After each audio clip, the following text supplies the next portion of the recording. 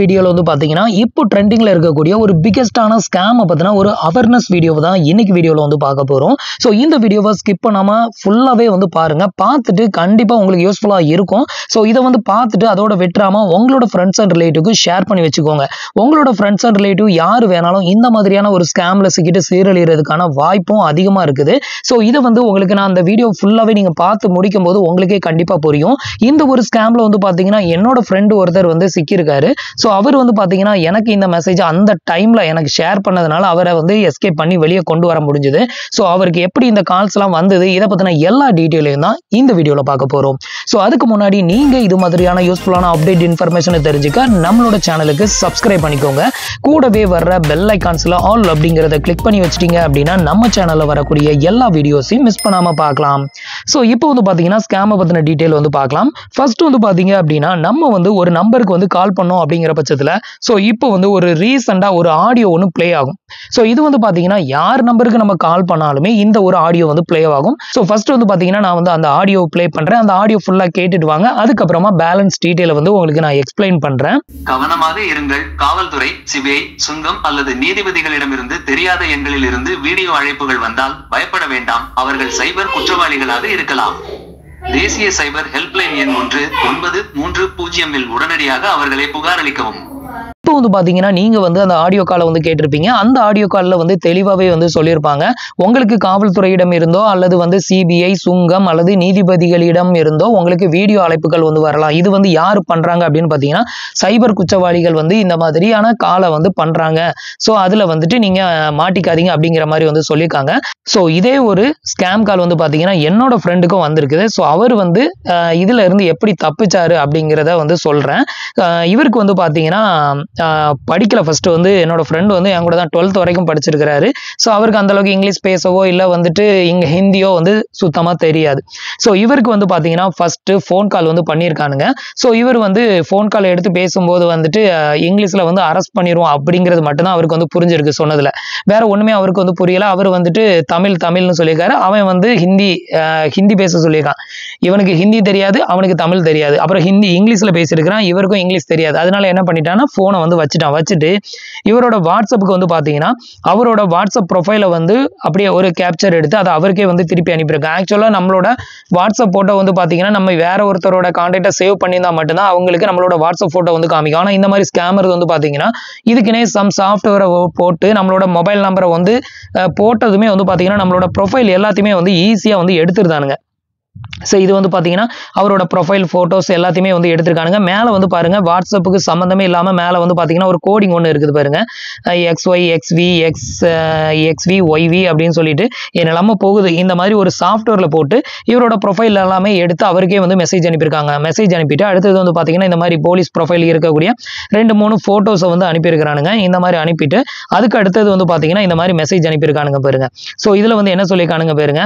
மற்றபடி நீங்கள் கைது செய்து உங்கள் குடும்பத்தினரை 1 மணி நேரத்தில் கைது செய்யுங்கள். இது பெரிய குற்றம். டெல் மீ ஃபாஸ்ட்னு போட்டிருக்கான். 2 வாட்டி வந்து பார்த்தீங்கன்னா வீடியோ கால் வந்து பண்ணியிருக்கான். இவர் வந்து எடுக்கல.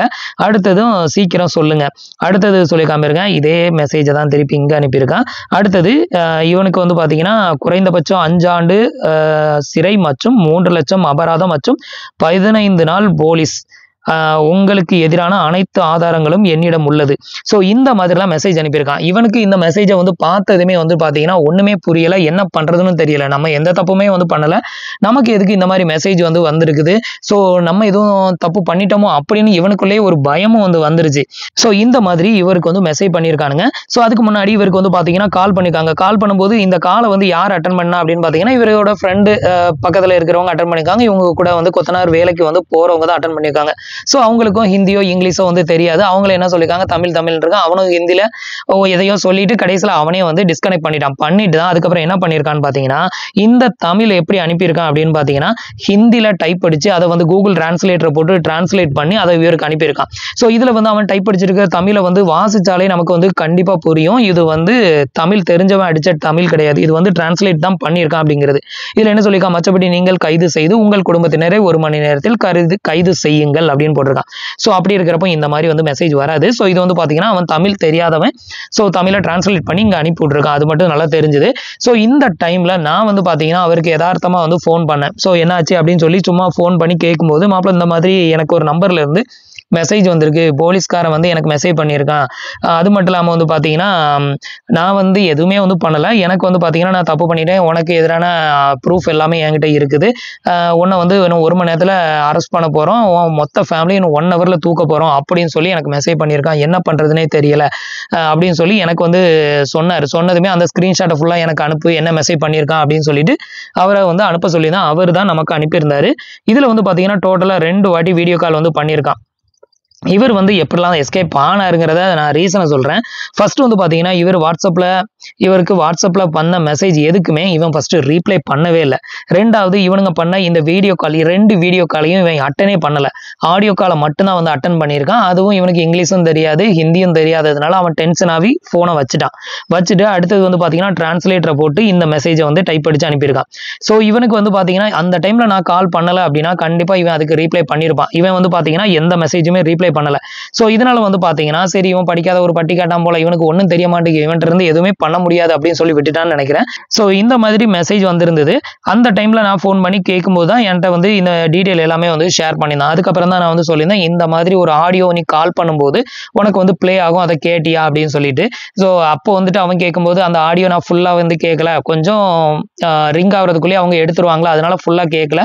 ஆனா நான் வந்து எந்த இதுவுமே பண்ணாம எனக்கு வந்து பார்த்தேன்னா இந்த மாதிரி வந்து மெசேஜ் பண்ணியிருக்கான், எனக்கு அந்த நம்பர்ல இருந்து திருப்பி கால் வந்துகிட்டு இருக்கு, நான் என்ன பண்றது அப்படின்னு சொல்லி ரொம்ப பயத்துல தான் வந்திருந்தேன். அதுக்கப்புறம் தான் நான் வந்து சொல்லியிருந்தேன், இந்த ஆடியோ வந்து பாத்தீங்கன்னா இப்போ எல்லாருக்குமே வந்து பிளே ஆகுது. இந்த மாதிரியான ஸ்கேமர் வந்து பாத்தீங்கன்னா நிறைய பேருக்கு ரேண்டமா நம்பரை செலக்ட் பண்ணி அவங்களுக்கு இந்த மாதிரி மெசேஜ் போடுவான். இதுக்கு நீ எந்த ரெஸ்பான்ஸும் வந்து பண்ணாத. ஃபர்ஸ்ட் நான் சொல்லியிருந்தது என்னன்னா, இவனோட வாட்ஸ்அப்பை ஃபர்ஸ்ட் பிளாக் பண்ணு, அடுத்தது அவன் உனக்கு ஆடியோ கால் பண்ணியிருந்தான், அந்த ஆடியோ காலையும் பிளாக் பண்ணு, இதுக்கப்புறம் புதுசா வேற ஒரு நம்பர்ல இருந்து உனக்கு ஆடியோ கால் பண்ணுவான், அப்பவும் அதையும் பிளாக் பண்ணு, எந்த ரெஸ்பான்ஸும் வந்து பண்ணாத, ஆட்டோமேட்டிக்கா அவன் மூடிட்டு வெளியே போயிடுவான் அப்படின்னு வந்து சொல்லியிருந்தேன். வேற ஒண்ணுமே சொல்லல. சோ அவன் வந்து பாத்தீங்கன்னா ரொம்ப பயந்து போய் இருந்திருக்கிறான். யாருக்கிட்ட சொல்றதுன்னு வந்து தெரியாம இந்த மாதிரி குடும்பத்தை அரெஸ்ட் பண்ணுவோம் அப்படின்னு சொன்னதும் அவனுக்கு ஒண்ணுமே ஓடல.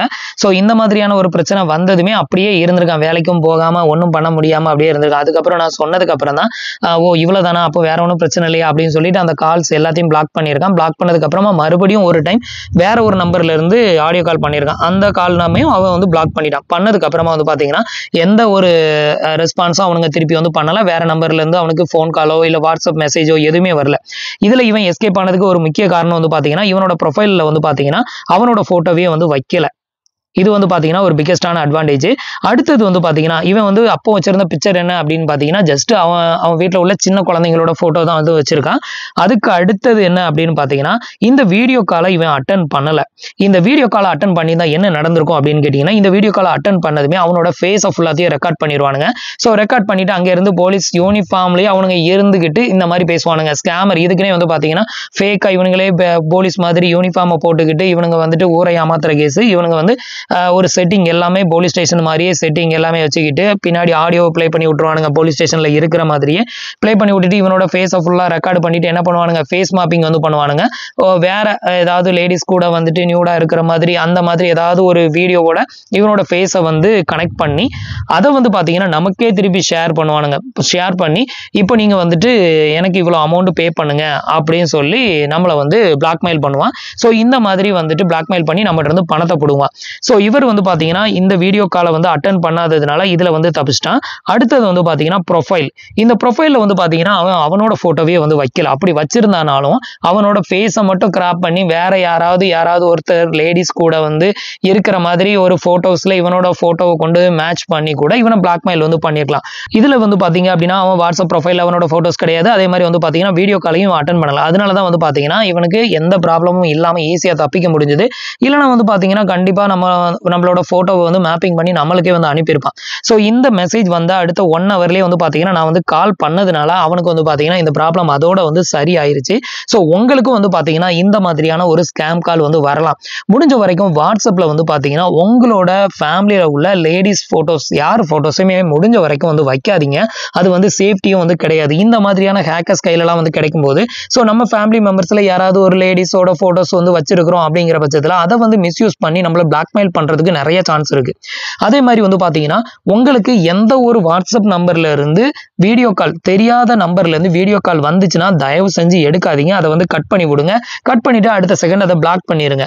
உங்களுக்கு தெரிஞ்சவன் உங்க கான்டாக்ட்ல இருக்கிறவங்க கால் பண்ணா மட்டும் கால் வந்து அட்டன் பண்ணுங்க.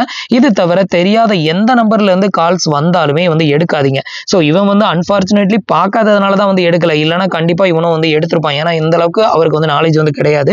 ஸோ அப்படி இருக்கும் பட்சத்துல உங்களோட ஃபேஸ் வந்து அவங்களுக்கு கிடைச்சிருச்சுன்னா அதை வச்சு ஏதாவது ஃபேஸ் மேப்பிங் பண்ணி உங்களை வந்து பிளாக்மெயில் பண்றதுக்கும் நிறைய வாய்ப்பு இருக்குது. ஸோ இதை தான் வந்து பாத்தீங்கன்னா இப்போ ட்ரெண்டிங்ல எல்லாருக்கும் நம்ம யாருக்கு கால் பண்ணாலுமே வந்து சொல்றது, உங்களுக்கு தெரியாத நம்பர்ல இருந்து போலீஸாவோ இல்ல சிபிஐயாவோ இல்ல வந்துட்டு சுங்கத்துறை அதிகாரியாவோ உங்களுக்கு வந்து ஃபோன் கால், வீடியோ கால் வந்து வரலாம், அதை வந்து அட்டன் பண்ணாதீங்க அப்படின்னு வந்து சொல்றது இதுக்காக தான். ஸோ இந்த ஒரு பிரச்சனையை என்னோட ஃப்ரெண்ட் அஃபெக்ட் ஆனதுனால நான் உங்களுக்கு இதை எக்ஸ்பிளைன் பண்ணியிருக்கேன். இது வந்து ஒரு ஒன் ஆஃப் த மெத்தடு. அடுத்த மெத்தடையும் உங்களுக்கு சொல்றேன். இன்னொன்று வந்து பார்த்தீங்கன்னா நம்ம ஃபேஸ்புக்கில் வந்து பார்த்தீங்கன்னா வீடியோ அழைப்பு அப்படின்னு சொல்லிட்டு நிறைய லேடிஸ் ப்ரொஃபைலை போட்டு ஒரு வாட்ஸ்அப் நம்பர் ஒன்று இருக்கும். அந்த வாட்ஸ்அப் நம்பருக்கு வந்து பார்த்தீங்கன்னா நம்மளுடைய பசங்க நிறைய பேர் என்ன பண்ணிடுறாங்க, அந்த நம்பருக்கு கால் பண்ணிடுறாங்க.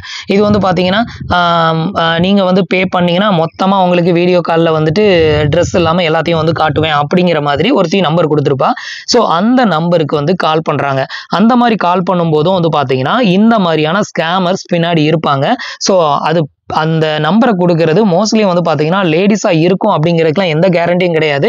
அதில் வந்து பார்த்தீங்கன்னா பின்னாடி இந்த மாதிரியான ஸ்கேமர் இருப்பாங்க. ஸோ நீங்கள் கால் பண்ணதுமே வந்து பார்த்தீங்கன்னா நீங்கள் அங்கேருந்து வாட்ஸ்அப் நம்பர் கொடுத்துருக்கோம், அந்த வாட்ஸ்அப் நம்பரை கிளிக் பண்ணதுமே டேரெக்டாக உங்களுக்கு உங்களோட வாட்ஸ்அப் நம்பருக்கு வந்து ரீடைரக்ட் ஆகும். அதில் போயிட்டு ஜஸ்ட் நீங்கள் ஹாய்னு போட்டதுமே உங்களோட ஃபோன் நம்பரை வந்து அவன் எடுத்துருவான். எடுத்துட்டு வந்து பார்த்தீங்கன்னா இதே மாதிரியான மெசேஜை உங்களுக்கு அனுப்பி உங்களோட ப்ரொஃபைல் ஃபோட்டோவை எடுத்து உங்களை இது மாதிரி பிளாக்மெயில் பண்ணுறதுக்கும் நிறைய வாய்ப்பு இருக்குது. அதுவும் வந்து பார்த்தீங்கன்னா ஒரு ட்ரெண்டிங்கான ஒரு ஸ்கேம்ல வந்து போய்கிட்டு இருக்கு.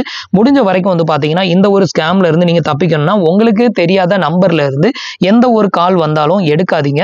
அதே மாதிரி முடிஞ்ச வரைக்கும் உங்களோட வாட்ஸ்அப் ப்ரொஃபைல்ல உங்களோட வீட்டில் உள்ள லேடிஸ் போட்டோஸ் வைக்காதீங்க. சின்ன குழந்தைங்க போட்டோ வைக்கிறீங்கன்னா பிரச்சனை கிடையாது. ஸோ அதை வச்சு ஒன்றும் பண்ண முடியாதுன்னு வைங்களேன்.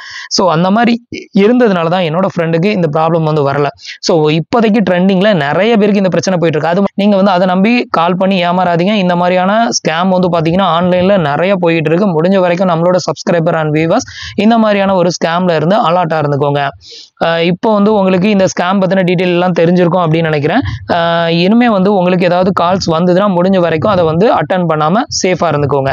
ஸோ ஃப்ரெண்ட்ஸ், இன்னைக்கு சொன்ன இந்த அப்டேட் இன்ஃபர்மேஷன் உங்களுக்கு ரொம்பவே யூஸ்ஃபுல்லாகவும் இன்ஃபர்மேட்டிவாகவும் இருந்திருக்கும் அப்படின்னு நினைக்கிறேன். நம்மளோட வீடியோஸ் பிடிச்சிருந்ததுன்னா லைக் பண்ணுங்க, ஷேர் பண்ணுங்க, கமெண்ட் பண்ணுங்க. மறக்காம நம்மளோட சேனலுக்கு சப்ஸ்கிரைப் பண்ணி சப்போர்ட் பண்ணுங்க. தேங்க்ஸ் ஃபார் வாட்சிங்.